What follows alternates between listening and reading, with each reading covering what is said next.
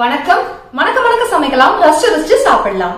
இன்னைக்கு வந்து பாத்தீங்கன்னா பீட்ரூட் கருப்பு கொண்டக்கடலை சாதம் செய்யறது எப்படின்னு தான் பார்க்க போறீங்க. ரொம்ப சிம்பிள், ரொம்ப சுலபமா செஞ்சிடலாம். வாங்க டக்குன்னு பாத்துடலாம். கார்த்திகா சேனல்ல ஒரு 3-4 இயர்ஸ் முன்னாடியே நான் வந்து டெடிகேட்டடா வீடியோ போட்டிருந்தேன்னு நினைக்கிறேன். 7 நாள் 7 ரெசிபிஸ்ல பீட்ரூட் பிரியாணி, பீட்ரூட் புலாவ் நான் ஆல்ரெடி கொடுத்திருந்திருக்கேன். சோ பீட்ரூட் சாதம், பீட்ரூட் பிரியாணி, பீட்ரூட் புலாவ், இந்த மாதிரி பீட்ரூட்ல நிறைய இன்ட்ரெஸ்டிங்கான ரெசிபிஸ் எல்லாம் செய்யலாம். வேணும்னா சொல்லுங்க, கார்த்திகா ரெசிபிஸ்ல தனியா ஃபியூச்சர்ல நான் போடுறேன். 2-3 டேபிள் ஸ்பூன் அளவுக்கு கூட இதுல எண்ணெய் சேர்த்துக்கலாம். கடுகு, உளுத்தம்பருப்பு, பெருங்காயம், கருவேப்பிலை ஆட் பண்ணுவோம். நல்லா எல்லாம் பொரிஞ்சு வரட்டும். பொடியா நறுக்கின பூண்டு 4 பல், பொடியா நறுக்கின பெரிய சைஸ் வெங்காயம், அரை வெங்காயம் சேர்த்துக்கிட்டா போதுமானது. நல்லா வதக்கி கொடுத்துருங்க. ஒரு குட்டி சைஸ் பழுத்த நாட்டு தக்காளி ஆட் பண்ணிக்கலாம். நல்லா சுருள வதக்கிடுங்க. இந்த ரெசிபிக்கு தேவையான உப்பு இப்பவே சேர்த்துறேன். மஞ்சள் தூள் 1/4 ஸ்பூன் இப்பவே சேர்த்துறேன். குழம்பு மிளகாய் தூள் 1 ஸ்பூன் சேர்த்துக்கிறேன். வெங்காயம், தக்காளி எண்ணெயோடய நல்லா வதக்கிடுங்க. தீ பிடிக்காத அளவுக்கு பார்த்து வறுத்துருங்க. குட்டி பீட்ரூட்டா இருந்துச்சுன்னா முழுசா ஒண்ணு எடுத்துக்கலாம். பெரிய பீட்ரூட்டோ இல்ல மீடியம் சைஸா இருந்துச்சுன்னா நீங்க வந்துட்டு அரை பீட்ரூட் மட்டும் எடுத்தா போதுமானது. 1 கப் ரைஸ்க்கு. நிறைய காய் இருக்கிற மாதிரி தான் நான் வந்து ரெசிபிஸ் வந்து சொல்லிட்டு இருக்கேன். ஸோ காய் வந்து இப்படி கொடுத்தாதான் குழந்தைங்க சாப்பிடுவாங்க.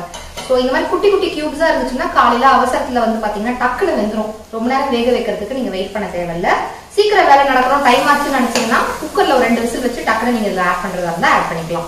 ஸோ நான் இப்ப அப்படியே பச்சையா குட்டி குட்டியா அருகி வச்சிருக்கக்கூடிய அரை பீட்ரூட்டை ஆட் பண்ணிடுறேன். கருப்பு கொண்டக்கடலை நைட்டே ஊற வச்சுட்டு குக்கர்ல ஒரு ஹாஃப் பாயில் அளவுக்கு நான் வேக வச்சு வச்சிருக்கேன். நீங்க ஃபுல்லா நல்லா வேக வச்சு விசில் வச்சு எடுத்துட்டீங்க அப்படின்னாக்கா லாஸ்ட்ல சேர்த்துக்கோங்க. நல்லா நசுக்குனாதான் உடையுது. அந்த பதத்துல இருக்கிறதுனால இப்ப இந்த பீட்ரூட்டோட இப்பவே நான் சேர்த்துடுறேன்.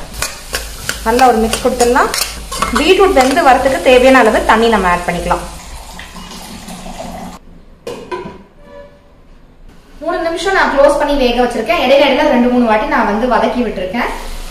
வந்து பாருங்க, தண்ணி எல்லாம் காலியாகி சூப்பரா அழகா வெந்து வந்துருச்சு.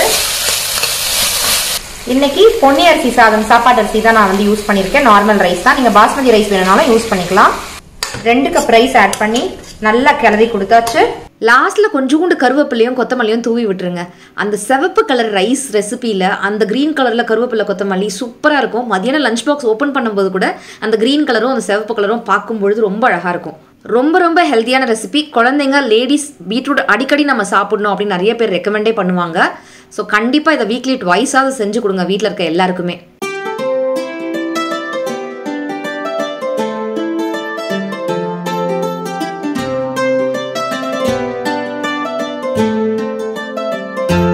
ருசி சூப்பரா இருக்கும். ட்ரஸ்ட் மீ, ஒரு வாட்டி ட்ரை பண்ணீங்கன்னா நீங்களே சொல்லுவீங்க, ஆமா கார்த்தி செம்மையா இருந்துச்சு அப்படின்னு. எங்க வீட்டுல எல்லாருக்குமே ஃபேவரட்டான ரெசிபி இது. எப்ப சாப்பிட்டாலும் நல்லா இருக்கு அப்படின்னு தான் நாங்கெல்லாம் சொல்லுவோம்.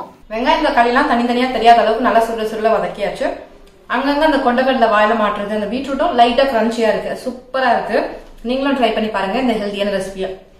சாப்பிட்டு வர பீட்ரூட் சாப்பிடாத குழந்தைங்களுக்கு இந்த மாதிரி செஞ்சு கொடுங்க. கண்டிப்பா ரொம்ப விரும்பி சாப்பிடுவாங்க. ஏன்னா எங்க வீட்டுல குழந்தைங்களா இருக்கும்போது பீட்ரூட்டே சாப்பிட மாட்டாங்க. பொரியலாம் வைக்கும் பொழுது இந்த மாதிரி ரைஸா, புலாவா, பிரியாணியா கொடுக்கும்போது டக்குன்னு சாப்பிட்டுருவாங்க. நல்லா இருக்குன்னு சொல்லுவாங்க.